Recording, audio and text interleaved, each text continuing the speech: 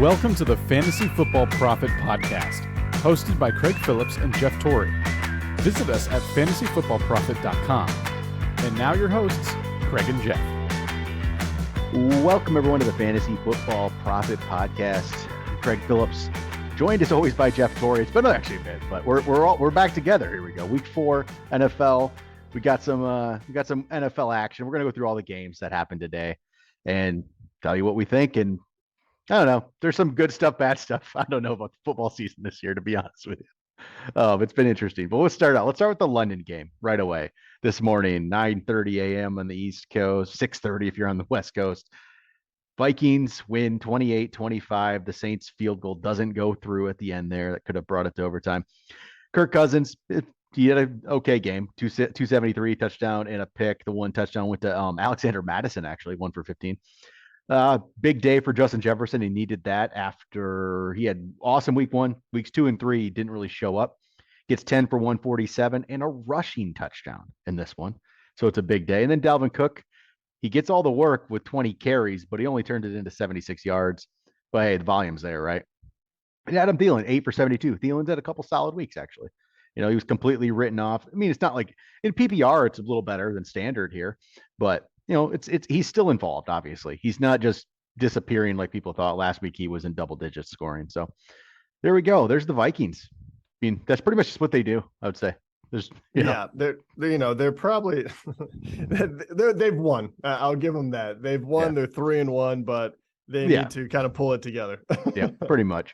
Then for the Saints, especially in this game, because the Saints were without Jameis, they were without Kamara. What do we really talk about? Latavius Murray actually was the better of the two backs between him and Mark Ingram. We're just getting two washed up running backs, but yeah, it's Latavius Murray with 57 and a touchdown. Yeah, really the only thing that I can take away from this game, even with Dalton, even with all of their issues going forward, and you said it earlier too, but Chris Olave continues to look very impressive. I thought he looked really, really good this game, and it could have even been a bigger game, but 4 for 61 and a touchdown. Yeah, and hopefully people did get him. A couple weeks ago, before week 3, told you to go trade for him, and hopefully you did because the price has gotten higher at this point. He's been looking pretty good. The stats did not lie, so Craig laid that one out very nicely in a short. So I couldn't get it in our league. I actually looked for it in our main league, Jeff, and I realized John had it. And I'm like, all right, I'm not going to give away all my players to get Chris Olave because that was what it would have cost. But they didn't know Michael Thomas in this one either. So it's really just Chris Olave looked good, and we'll see if Alvin Kamara is back next time. I mean, that's basically where we're at with this one. So jump over Browns, Falcons. Falcons win 23-20. Falcons are just interesting. Mariota 7 for 19, 139 and a pick. You're never using Mariota, even though he could score on the ground for you. He only had 3 yards in this one. You're just not using Mariota ever. For the rushing attack, man, this is just kind of ugly to be at. Not ugly as in the players were bad. It's ugly as in there's 3 players now. Cordell Patterson has looked really good for a couple of weeks. And then he's just not done much a couple other weeks. So he's had 2 big weeks 1 and 3, and then 2 and 4 weren't as much. He got a touchdown here, but still only 9 carries, 38 yards, as they decide to get not just Algier involved, who had 10 for 84. He actually looked solid with that 42-yard run. But Caleb Huntley started playing a little bit and didn't look bad. 10 for 56 and a touchdown. This just offense scares me, to be honest. There's just too much. There's too many running backs, and it's not a great offense. Yeah, I'd be looking to, pulling the panic button a little quicker than I think originally I was like, hey, Patterson will be good for 6 weeks. Then you look to trade him. I'd start looking now. He's been playing well. He looks good. His numbers are pretty decent. Falcons aren't as bad as they could be. They're 2-2. If you can get good value for him, and a lot of people are hurting for running back, I would be making that move 100%. Now because the second half, I think it's going to get really, really dicey for him. And he still had the touchdown today to make that something that people might entice him. But he's not getting anything through the air this year. He has 4 receptions in 4 games. There's nothing in the passing game. So, I mean, there was nothing in this passing game for the Falcons anyway. Zacchaeus, 2 for 55. Drake London, he's been showing promise, but there's only 2 for 17 because there just wasn't anything to go around. He did have 7 targets, but there's just nothing. There was just absolutely nothing to go around in this. For the Browns, Brissett, 234, no touchdowns, a pick. Again, you're not using him. So Nick Chubb, though, continues to just be what we thought he was. 19 carries, 118, and a touchdown. You know what? He only caught 2 balls for 9 yards. I don't care.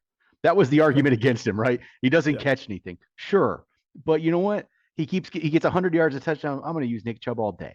And Kareem Hunt is there, right? Kareem Hunt's going to get yards. But you know what? Nick Chubb is better than Kareem Hunt. He just is. And the Browns know it. And there we go. And you know what? David Njoku, 5 for 73. He's actually had a couple decent games here. So in a row, I've actually, 9 for 89 touchdown last week, 5 for 73. He's becoming, at tight end landscape, he's usable. So yeah, and that's really, really interesting too, because if Njoku is usable now, I really like the upside when we hit later in the year and he gets a different quarterback as well. So it really does. That's a very interesting play. And I know a lot of people are kind of talking him up, but I think it's early enough in the year where you could find, he could find his way on your roster still. And the Amari Cooper experience is still happening, just the same way it happened in Dallas. He looked so good for a moment. Yeah, he does. This is Amari Cooper for you. Last week, 7 for 101 and a touchdown. The week before, 9 for 101 and a touchdown. But week 1, he had 3 for 17, and this week he has 1 for 9. So that's Amari Cooper for you right there. Just when you think, hey, he's starting to become, he's wide receiver 2. He's looking pretty good. Oh, there you go. That's why we don't trust him. How about this? His former team, the Cowboys win easy over the Commanders, 25-10. Commanders aren't good at this point at all. Cooper Rush is 4-0 as a starter in his career. Now, with last year, he won a game and then 3-0 this year. He throws for 223, 2 touchdowns. Not bad. 1 touchdown to CeeDee Lamb, who was 6 for 97. The other touchdown to Michael Gallup, who returned in this one and probably finds his way into some people's waiver wire list for next week. On the ground, it's kind of bad. Zeke, 9 for 49. Pollard, 8 for 6. Ugly. Yeah, real ugly. And Dalton Schultz came back in this one and didn't catch a ball. So again, there's not much offense that we've talked about so far yet in these shows. This is what today was, I feel like, in some of these games. We'll have offense in a minute, but this game didn't have much of it, and the Commanders aren't going to give it to you. Wentz, 170, a touchdown and 2 picks. Man, he showed some promise those first 2 games, and then he's just doing nothing. Antonio Gibson is Antonio Gibson. This is why this guy is just not it. I'm telling you, he's just not it. 13 carries, 49 yards. Brian Robinson might be coming back next week. So, which is mind blowing. It is. And if he does, sorry, Antonio Gibson, we're gonna get to see what Brian Robinson can do, and everyone's gonna be hoping he passes you up because Gibson just doesn't do it. In this passing game, they can be so terrible at times. So, you know what? They were good against the Lions, and come to find out, the Lions are the worst defense of all time, I think. So that's why they scored. Yeah, we're about there. We'll highlight why. Yeah. Dotson, 3 for 43 and a touchdown. He's been a bright spot. Samuel, 4 for 38. Terry McLaurin, only 2 for 15. So that's Terry McLaurin's kind of that too, isn't he? He can show some signs, some promise, and then he does that for you, right? Yeah. Yep. So there we go. All right, here we go. Seahawks Lions. Seahawks win 48-45. So the Lions are the highest scoring team in the NFL, Jeff. The Lions are the highest scoring team in the NFL. They've also given up the most points in the NFL. I mean, this is so painful for me. Yeah. It's crazy. So along with this, at least they're fun games to watch. True. And there's a lot of fantasy relevance here. So when you think that, St. Brown isn't going to be there and Swift isn't going to be on the field, you're kind of wondering, what is it going to look like? Well, they still put up 45. Yeah. So Geno for the Seahawks, Geno threw for 320 and 2 touchdowns. Touchdowns went to Disley and Noah Fant. On the ground, Rashad Penny, 17 carries, 151 yards and 2 touchdowns. He looked awesome. But again, this gets the Lions. Let's not get too excited. Walker is just getting into it a little bit, 8 for 29. DK Metcalf, 7 for 149. That's what playing against a bad defense does for you. You look like yourself again. And Lockett, 6 for 91. So, honestly, this doesn't say much for the Seahawks for me. This is just such a bad team that do it against somebody for real. Yeah. But the Lions offense here, Goff, 378 and 4 touchdowns. And with the way this defense is playing, he's going to have to keep throwing the ball. Yeah, he has got to be skyrocketing up people's boards. Truly, if he can do this without Swift and Amon-Ra St. Brown, his favorite target, and he can throw, and I realize Seahawks aren't anything special either. Don't get me wrong. But every game, Goff has showed that he can be a capable fantasy output. And no one still is really in love with him. So he's got to be, 378 and 4 touchdowns. And one hell of a stat line. 2 of those touchdowns went to Hawkinson, who without St. Brown, without DJ Chark, he really stepped up finally. 8 for 179 in 2 touchdowns. That's the Hawkinson we've been waiting for. That's a monster output. And that is the one that you were kind of talking about, like the capability of that guy.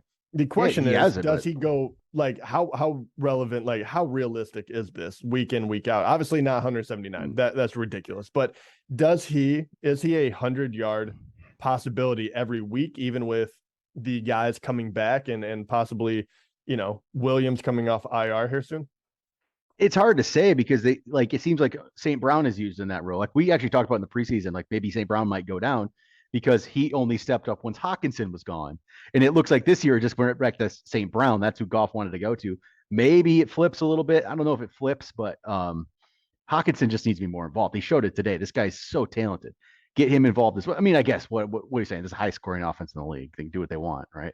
But maybe I don't know. I feel even that I'm like really enjoying it, but I feel like it's all going to come crashing down at some point. Right? I have such a hard time believing the offense. I do too.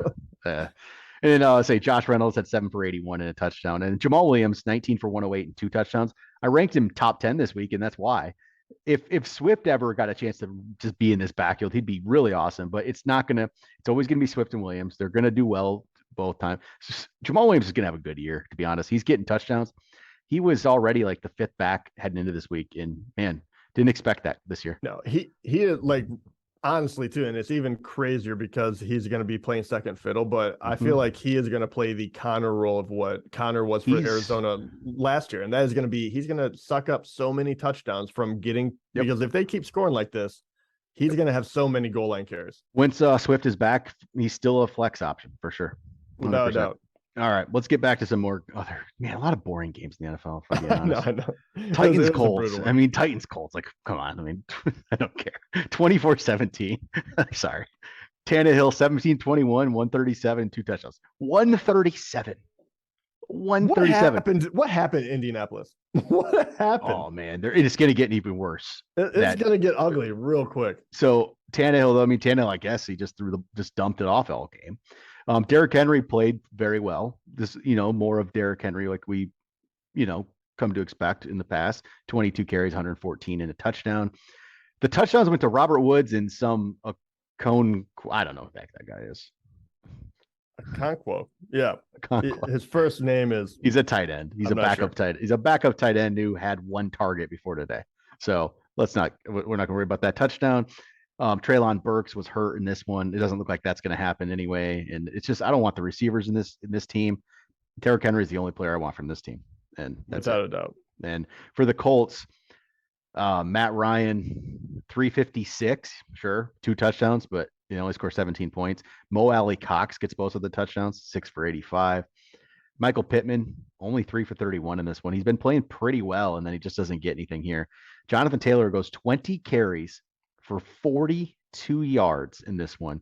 And then he leaves with what might be a high ankle sprain. If that's the case, going to be a few weeks. And I don't honestly know if I care who steps into his place, to be honest. This has been, Jonathan Taylor is awesome, but it's actually been, last 2 weeks have been a struggle for him. He's had 41 carries and 113 yards the last 2 weeks. He's averaging under 3 yards a carry, I think. So is it going to be Hines? Like what? I don't know. I don't know if I care to be honest. The thing that I would be looking at, it's Thursday night as well. Yeah. The thing that I'm going to be looking at here, because if they don't have Jonathan Taylor to lean on, I don't think it matters. Like you said, it'll probably be Hines or whatever. Don't care. I think the person that benefits the most out of that is, obviously everyone still loves Pittman, but I did like what I'm seeing out of Alec Pierce. Mo Alley Cox, that's an interesting one as well, but Alec Pierce, 4 for 80. He's kind of starting to get to that long ball phase. And if they have to score more points, we all know that Matt Ryan likes to air it out. I think he is going to be the interesting one that you could actually get your hands on still. So Alec Pierce would show up on kind of my waiver wire board. Yeah. So for the next few weeks, if Taylor's out, like what it looks like, they're gonna have to sign somebody at this point because their depth chart currently was Taylor, Hines, and Deion Jackson at running back. They need to sign somebody. So I don't know who's out there. Let's give Todd Gurley a chance. Does he want to play? Yeah, no kidding. Man, I can't believe that guy never got another shot. Well, his knee must be shot. Yeah. Let's see. Giants, Bears. Man, what is up with the NFL? The NFL is wild this year. Giants are going to 3-1 with a 20-12 win. Daniel Jones 8 for Chicago 13. is so bad. Daniel Jones 8 for 13, 71 yards. He got hurt, and Tyrod Taylor comes in and goes 1 for 3 with 11 yards and a pick, and then Tyrod Taylor gets hurt, and they start running the Wildcat to end this game. And so because of it, Saquon 31 carries, 146 yards. Saquon's playing awesome, only 2 for 16. But there's nothing in the passing game at all. You don't want to play a pass catcher on this team. Kenny Golladay is stealing money from them. You just don't Saquon. You play Saquon, and I don't care about the rest of the team at all. No, just don't even. I don't care. I don't care about their pass catchers. Sterling Shepard's out now. I'm not playing Darius Slayton. I'm not playing Richie James. I'm not playing David Sills. So maybe when Kadarius Toney comes back, we'll see something, but probably not. Oh yeah, I've lost faith in that one too. I love Toney, but that offense is not set up to help any pass catcher. Another disappointing, terrible offense. The Bears, Justin Fields, 11 for 22, 174, and I look at that as a good Justin Fields day. The guy's been bad. That's the most completions he's had all year.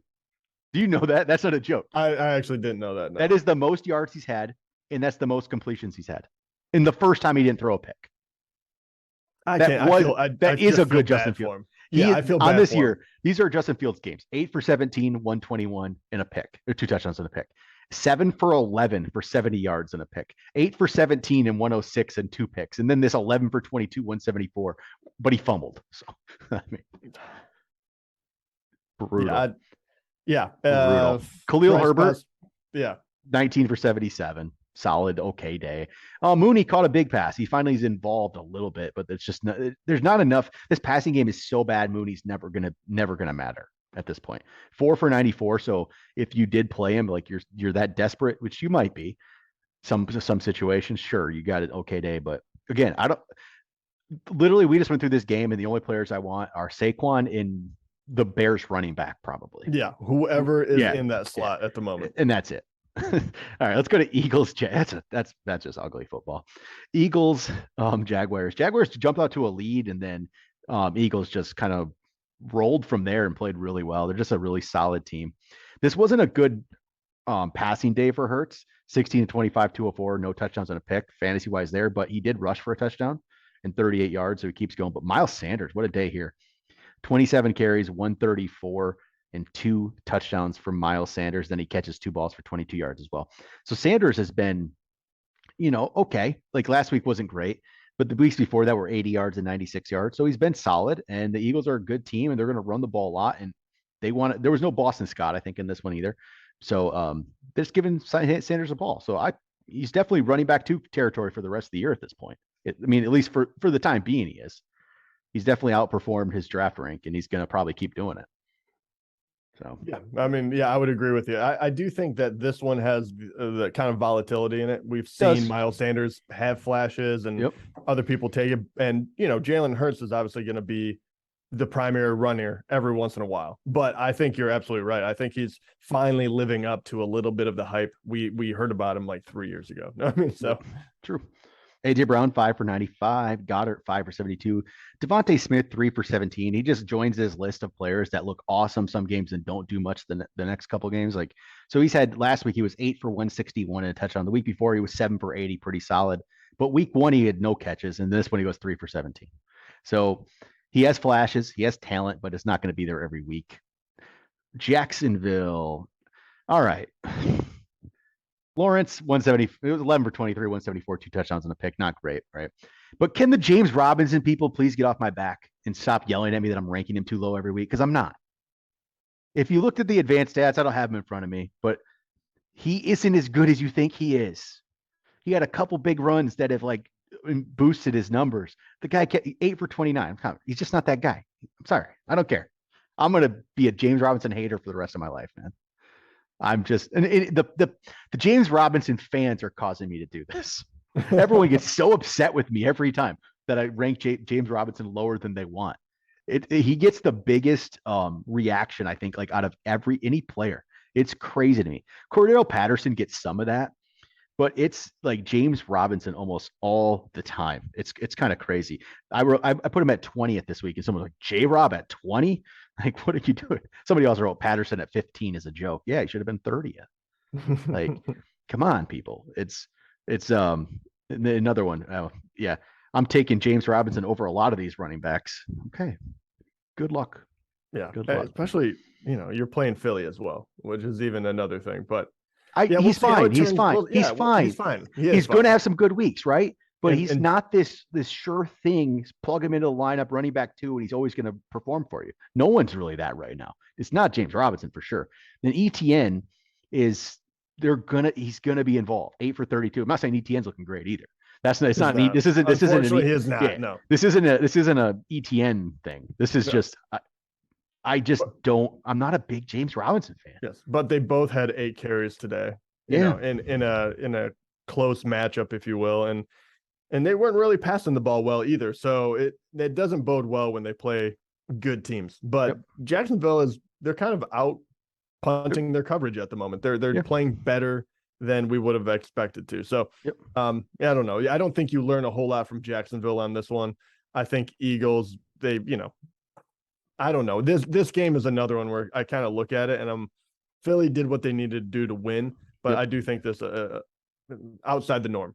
Yep. Kirk 2 for 60. He's been better. He's pretty solid, but there wasn't much in this one. Agnew 4 for 50 and 2 touchdowns.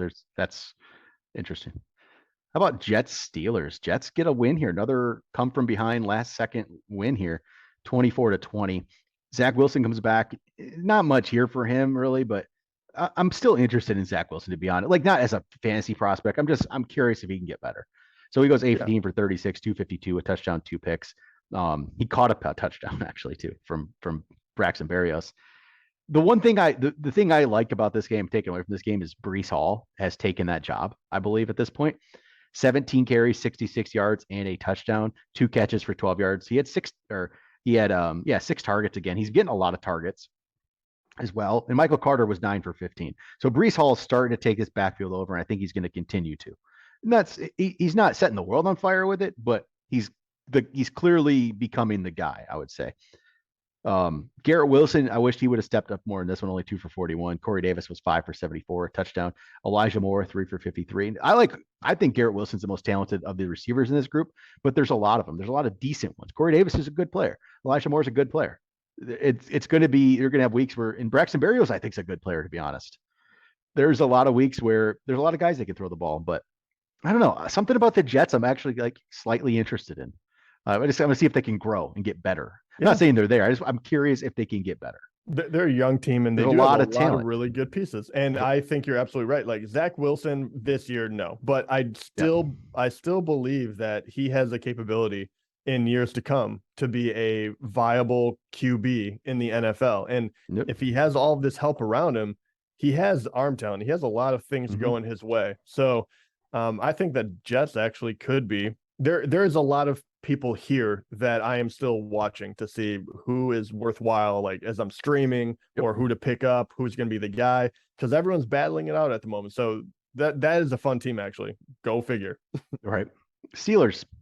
So in this one, Kenny Pickett comes in and plays the second half here after there wasn't doing much. He's 10 for 13, no touchdowns, 3 picks, which I think is actually a little deceiving, to be honest.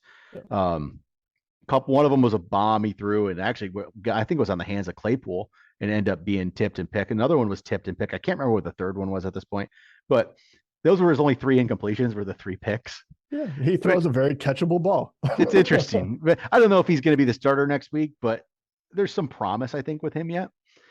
Harris, so Najee, 18 carries, 74 yards. I mean, he's a volume guy. That's what he is. The difference is this year, this is the difference in Najee. He's not getting all those catches. That's the biggest. He's not getting as many catches. So he had 10 coming into the day, but nothing today. He's getting double-digit carries though every time, but his yards per carry, this was his best yards per carry day at 4.1. So you just need him to get touchdowns, but I don't think this offense is good enough for that. And that's the kind of the problem there. But another rookie George Pickens though, 6 for 102. His first, solid day like that. He showed some flashes last week when he had 7 targets. Maybe, but they get Buffalo next week, and then Tampa, and then Miami, and then Philadelphia. So the next 4 games are really tough. That's a tough stretch for the Steelers. You don't want to use many of them. Buffalo, Tampa, Miami, Eagles, and then you get a bye. And then you come back with the Saints in the Bengals. So that's not as hard after that, but it's not easy. And then, man, it's a tough schedule coming up. But Pickens is interesting. Not going to plug him in your lineup, but he should not be on your bench. He should be on the bench. He shouldn't be on the waivers anymore. Freiermuth 7 for 85. Solid. You know what? Tight end. He's a back end tight end one, but he's basically there. He's around that 10, 11, 12 range, and sometimes that's as good as you can get. Deontay Johnson 2 for 11. No touchdowns yet on the year for Deontay Johnson either. I think that's why they're trying out the other option at quarterback, because their passing offense is just non-existent before with Trubisky.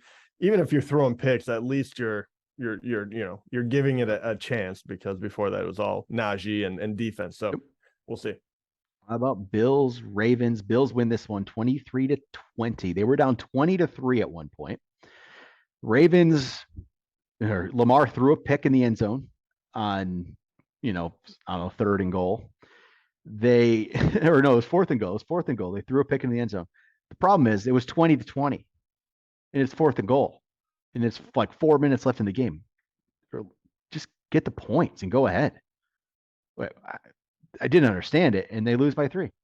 So Bills, Josh Allen 213, touchdown, a pick. Not the greatest Josh Allen passing day, but hey, 70 yards and a touchdown on the ground. And that's why he's maybe the best in fantasy right now. And I know Patrick Mahomes tonight is trying to take that spot away from him. Devin Singletary 11 for 49. Diggs, kind of an off day, 4 for 62. Singletary also caught 4 for 47. Dawson Knox 3 for 40. And Isaiah McKenzie gets himself the touchdown. Isaiah McKenzie's had a couple weeks here. He's had 3 touchdowns in 4 days, in 4 games now. He's not really done. It's not like big days, but he's gotten 3 touchdowns. And then Gabe Davis, he showed those flashes again early in the year, right? But only 1 for 13. A lot of mouths to feed here. So it'll be up and down for the secondary guys, but I do have to appreciate what someone like Stephon Diggs, Allen, and I'll say this, the one that surprised me the most, which we've been burned at many of times, is Singletary is actually playable. He's usable. He's actually a good running back to have this year. Especially if he's catching those balls. Yep. Yeah. They're actually using him a little bit more than we thought. So that is a pleasant surprise. All right, for the Ravens, Lamar had not a great passing day, 144 yards, a touchdown, and 2 picks. But he had 73 on the ground. J.K. Dobbins is starting to get a little more work now in his second game, 13 for 41 and a touchdown. He also caught a touchdown, 4 for 22. So it was a good fantasy day with those 2 touchdowns. So we'll see him starting to hopefully keep going a little more. Be nice to see. I benched him in one of my leagues because I was kind of like, hey, like the first game, they put him on a pitch count, if you will. Yep. This game, I thought it was going to be the same. I didn't know that he was, in that small role, he was going to get into the end zone twice, but they're using him. He's looking healthy. I think that role is going to expand quickly. I think I will start using him. Very sure. Duvernay 4 for 51. Bateman only 3 for 17. Andrews only 2 for 15. Disappointments there. So we have 4 more games. We're going to run through these. We only got about 8-9 minutes left to go here. So let's knock these out. Chargers, Texans. Chargers win 34-24. This was the Austin Eckler show today. Finally came up and started playing a little bit. He had a disappointing start to the year, but in this one, he gets 109 total yards and 3 touchdowns. And that's just what he can do when he gets, the opportunity. He had been struggling, but there we go. Big Austin Eckler day. Mike Williams, you never know what you're going to get. And this is the 7 for 120 again. We'll see what happens when Keaton Allen's there. But it doesn't really matter. Mike Williams is going to have these days, and he's going to have days where he doesn't do anything. So you just never know which one it's going to be. And solid day for Herbert, 340, 2 touchdowns. Chargers are a good team. They actually struggled a bit in this one to win this one, though, against the Texans. Texans are not good, but they're not as big of a pushover as we might have thought they were going to be, at least in game-wise. But not a lot of fantasy options that I want here, except for Dameon Pierce. He's usable running back. 14 carries, 131 yards, a touchdown. He had a 75-yarder that really boosts his numbers. But you know what? He's the only running back getting carries, so he's a usable fantasy running back at this point. And then Davis Mills, 246, 2 touchdowns, 2 picks. Touchdowns went to Brandon Cooks and Rex Burkhead. So there we go. How about Cardinals Panthers? This game was full of excitement. Just not. Didn't enjoy this one, to be honest. The Cardinals offense, I feel like it should be so much better, and it's just not. They should, and they always wait until like the last quarter in order to turn it on. When it's like, man, quicker, Kyler, quicker. Yeah. And they've still been working for me. I had him. I have Marquis Brown. Yeah. So it should be better, but I did fine. But I was sweating it out until the very, very end. Yep. Murray 207, 2 touchdowns. He ran one in, so it ends up being a solid fantasy day. James Conner 15 carries, 55 yards. Again, I don't think he's that great, and he's not really doing much with it. Marquis Brown, 6 for 88 in the touchdown, and Ertz, 6 for 47 and a touchdown. For the Panthers, Baker Mayfield's not really doing much. 197 touchdown, 2 picks. The touchdown, though, went to McCaffrey, who didn't do much on the ground, 8 for 27, but 9 for 81 in the receiving game. And there you go. Ends up a pretty solid day with, over 100 yards, 9 total yards and a touchdown. So ends up being a decent day.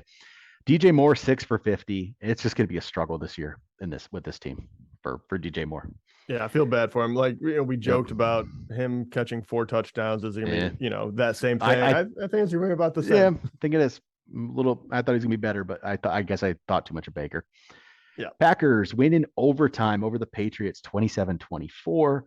Rodgers, 251, 2 touchdowns and a pick. Probably should have been 3, but Romeo Doubs dropped. Couldn't bring it all the way in when he hit the ground in the end zone. Allen Lazard, 6 for 116. So maybe we'll see if this continues. Doubs, 5 for 47 and a touchdown. Could have been a really big day. That was a long touchdown he dropped. Robert Tonyan gets himself a touchdown on the ground. Jones and Dillon keep this split going. It's going to be all year like this.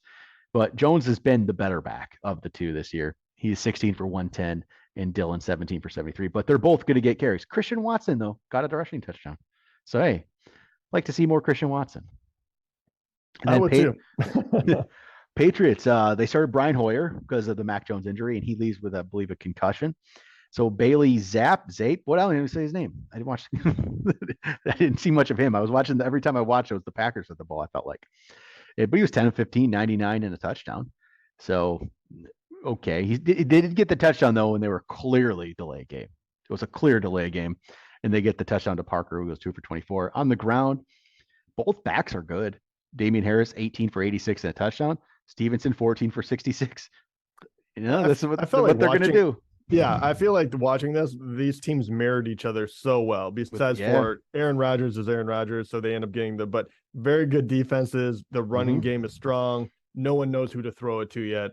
So the difference, I think, between these two backs for the Patriots is I believe Harris is still the guy who's going to get the ball the majority of the time in the red zone, right?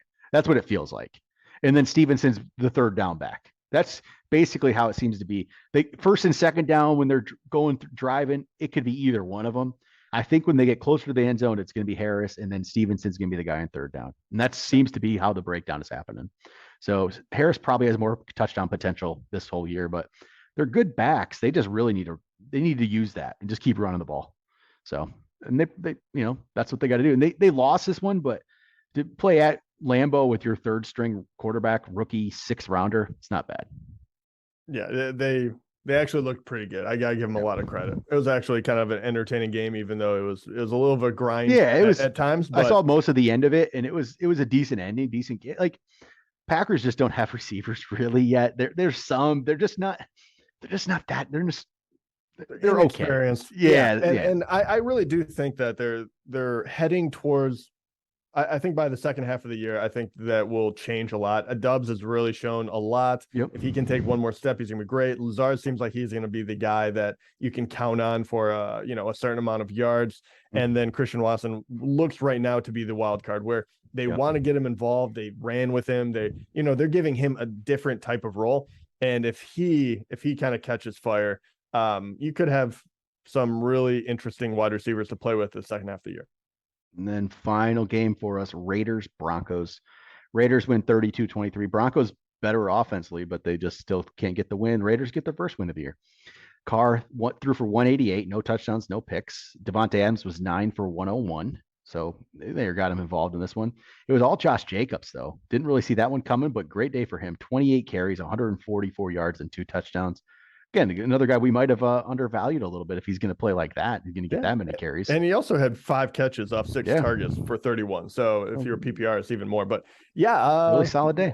Yeah, I don't know what to say about him. It was solid. Let's see if he's definitely in your lineups, and we'll see if he can keep playing like that.